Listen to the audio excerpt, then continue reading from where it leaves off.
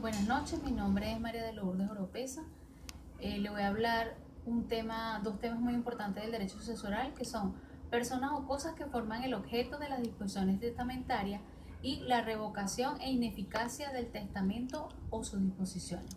La disposición testamentaria, toda disposición testamentaria deberá entenderse en el sentido literal de sus palabras, a no ser que aparezca claramente que fue otra la voluntad del testador.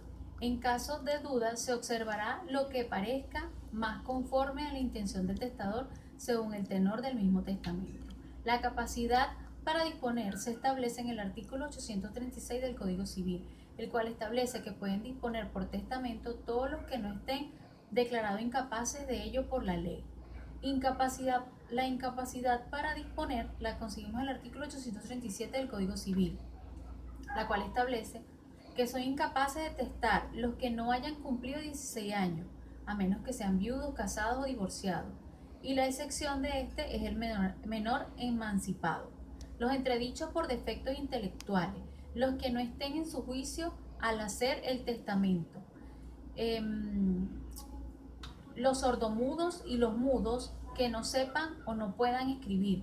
Por interpretación, en contrario, aquellos sordomudos o mudos que sepan escribir si están habilitados para disponer por testamento.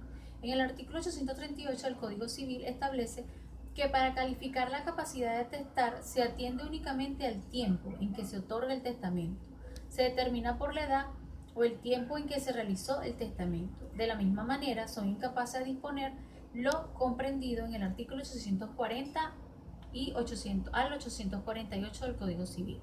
La capacidad para recibir. El Código Civil en su artículo 839 establece que pueden recibir por testamento todos los que no estén declarados incapaces ante la ley. Son incapaces para recibir por testamento los indicados en el artículo 840 del Código Civil y los indicados en el artículo 841 del Código Civil al igual. La nulidad. El Código Civil en su artículo 835 establece que no pueden dos o más personas testar en un mismo acto, sean en provecho recíproco o de un tercero. Es decir, únicamente pueden hacerlo una sola persona.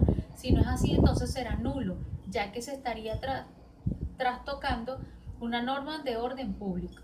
De acuerdo a ello, se puede mencionar que existe nulidad en sentido estricto cuando todo el testamento o una de sus cláusulas carece de validez por faltarle un requisito esencial o por inobservancia de una norma inderogable. ¿A quién puede encomendarse la ejecución del testamento? Esta la conseguimos en el artículo 970 del Código Civil. El juez, a instancia de cualquiera de los interesados en la sucesión, debe señalar un plazo razonable dentro del cual comparezca el albacea a aceptar su cargo o a excusarse de servirlo. Si el albacea está en mora de comparecer, puede darse por caducado su nombramiento. El nombramiento, esto lo establece el artículo 967 del Código Civil. Las atribuciones de los albaceas serán las que designe el testador con arreglo a las leyes. Existiendo herederos forzosos, no podrá el testador autorizar a los albaceas para que se apoderen de los bienes hereditarios, pero sí ordenar para apoderarse de ellos los herederos sea necesario la intervención o citación en forma de los albaceas. A falta de herederos forzosos, podrá el testador autorizar a los albaceas para que se apoderen de dichos bienes, más para ejecutarlo será siempre necesaria la intervención y citación en forma de los herederos. Los derechos de los herederos. En el caso de los artículos anteriores, si no hubiera en la herencia dinero bastante para hacer los pagos de que trate dicho artículo y los herederos no lo afrontasen de lo suyo, solicitarán los albaceas autorización del tribunal para la venta de los bienes previa notificación a los herederos. La duración de las funciones. El artículo 982 habla de que sin expresa autorización del testador, el albacea no puede delegar sus funciones, las cuales terminan por su muerte o remoción o por la expiración del lapso señalado por el testador o por la ley. La clasificación de los testamentos. Los testamentos pueden clasificarse de la siguiente manera. El testamento ordinario, cuando el testador se encuentra en circunstancias normales de vida, puede acogerse en cualquiera de las formas de testamento ordinario. El testamento abierto. es aquel cuando el testador manifiesta a su última voluntad en presencia de las personas que debe autorizar este acto, protocolizado por documento público, sin protocolizar ante el registrador y 2 testigos, sin protocolizar ante 5 testigos, sin la concurrencia del registrador. El testamento cerrado es aquel en que el testador, sin revelar su última voluntad, declara que ésta se haya contenido en el pliego cerrado, que presenta no solo el testamento sino cualquier sentencia, orden especial o documento que debe abrirse y leerse en el tiempo y en las circunstancias que sean indicadas en la cubierta del mismo en una hoja especial que lo indique. El testamento especial, estos testamentos son aquellos en los cuales puede recurrir un testador en casos especiales, descritos de manera taxativa en la ley. Y estos casos solo pueden ser en lugares donde hay epidemia, a bordo de buques de marina de guerra o marina mercante, otorgados por militares o otorgados en el extranjero. Los testamentos otorgados en el extranjero es el que hacen los venezolanos fuera de Venezuela, siguiendo las normas establecidas en el país, en el que se otorga y podrá ser tanto hológrafo como abierto o cerrado. En el Código Civil esto se consigue en el artículo 879. Asimismo, en el artículo 880 plantea que también podrán los venezolanos a los extranjeros otorgar testamento en el exterior para tener efecto en Venezuela ante el agente diplomático o consular de la República en el lugar del otorgamiento, ateniéndose a las disposiciones de la ley venezolana. Las formalidades para la apertura, publicación y protocolización, estas formalidades del testamento público se describen de la siguiente manera. En el artículo 986 establece que toda persona que tenga en depósito un testamento cerrado está en la obligación de manifestarlo ante un juez de primera instancia, más cercano, tan pronto como conozca de la muerte del testador, para que sea abierto y publicado. En la misma audiencia en que se presente la solicitud o se haga la manifestación a que se refiere el artículo anterior, el juez fijará audiencia y hora para la consignación, apertura y publicación del testamento. El artículo 988 establece que en la audiencia y a la hora fijada se procederá a la consignación, apertura y publicación del testamento en presencia de 2 testigos, por lo menos, prefiriéndose, si fuera posible, 2 de los suscritos en el acta de testamento.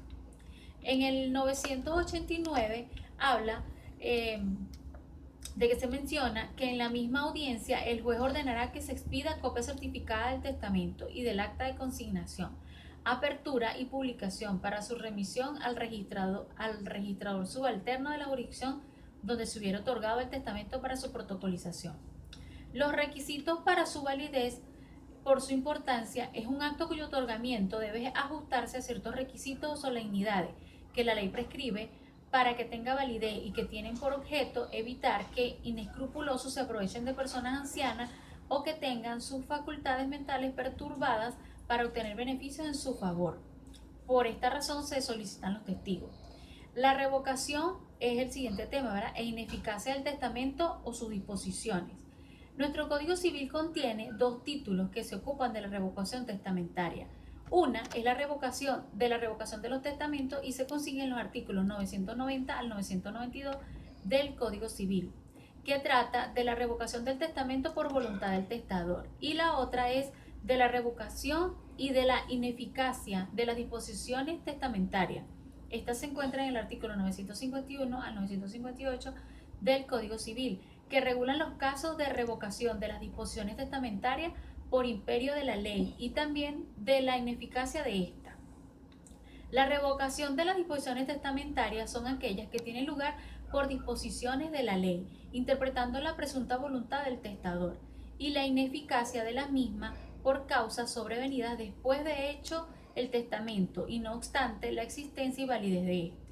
Dentro de estas causas tenemos por ignorar la existencia o supervivencia de hijos o descendientes de estos, por renuncia del favorecido, por enajenación de la totalidad o parte de la cosa legada, por incumplimiento de la condición suspensiva, por no hacer uso del derecho retracto, entre otras causas que se pueden conseguir, y estas se encuentran en los artículos 951 al 957 del Código Civil, artículos 1013 y 994. El testamento puede ser revocado parcial, total, expresa, tácita, presunta o legalmente. Un testamento o cualquiera de sus disposiciones es ineficaz cuando no produce sus efectos propios. Que tenga buenas noches, muchas gracias.